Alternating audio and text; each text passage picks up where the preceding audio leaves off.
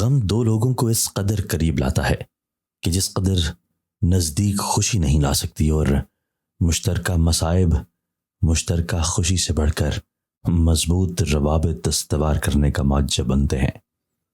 تکلیف اور مایوسی اور درد دل چند لمحوں کے لیے آپ کی شکست کا باعث بنتے ہیں، مگر ماں بعد وہ صورتحال کو سمجھنے میں آپ کے معاون ثابت ہوتے ہیں۔ کامیابی غلطیوں سے بچنے کا نام نہیں، بلکہ کسی ایک غلطی کو دوبارہ دہرانے کا نام ہے۔ کاروبار میں آپ کی کامیابی آپ کی اہلیت اور جد و جہد مسلسل کی مرہون منت ہے۔ کامیابی کی پیمائش اس طرح نہیں کی جا سکتی کہ ہمارے ماتحت کتنے افراد ہیں، بلکہ اس طرح کی جا سکتی ہے کہ ہم نے کتنے افراد کی خدمت سر انجام دی ہے۔ خوش قسمت ہیں وہ لوگ جو مادہ پرستی کی بجائے روحانیت کو اختیار کرتے ہیں اور روحانیت کی راہ پر چلتے رہتے ہیں۔ یہی لوگ در حقیقت خوش قسمت اور کامیاب لوگ ہوتے ہیں۔ خدا ہمیں بہت کم غم دیتا ہے، جبکہ ہم اپنے لیے بہت سے غم بذات خود جمع کر لیتے ہیں۔ خاموشی ایک ایسا طاقتور ہتھیار ہے جس کا استعمال ہم میں سے محض چند خواتین و حضرات ہی جانتے ہیں۔ خاموشی نیند کی مانند ہے، جس طرح نیند آپ کو تر و تازہ کرتی ہے، بالکل اسی طرح خاموشی آپ کی دانش مندی کو تر و تازہ کرتی ہے۔ آپ ہر صبح عہد کریں کہ آج یا کل آپ نے کسی ایک انسان کو خوشیوں سے ہمکنار کرنا ہے۔ آپ دیکھیں گے کہ اس عہد پر عمل کس قدر آسان ہے۔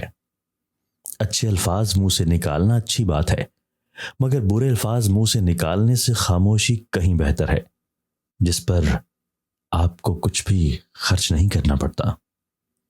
جو الفاظ آپ کی زبان سے بھی ادا نہیں ہوئے ہوتے، آپ ان الفاظ کے آقا ہوتے ہیں۔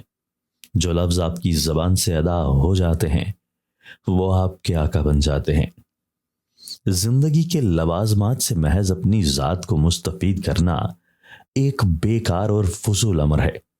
مسئلہ یہ نہیں ہے کہ ہم کیا کماتے ہیں اور ہمارے پاس کس قدر دولت ہے، مسئلہ یہ ہے کہ ہم اپنی ملکیت میں سے دوسروں پر کس قدر خرچ کرتے ہیں اور بنی نوع انسان کو کس قدر نفع پہنچاتے ہیں۔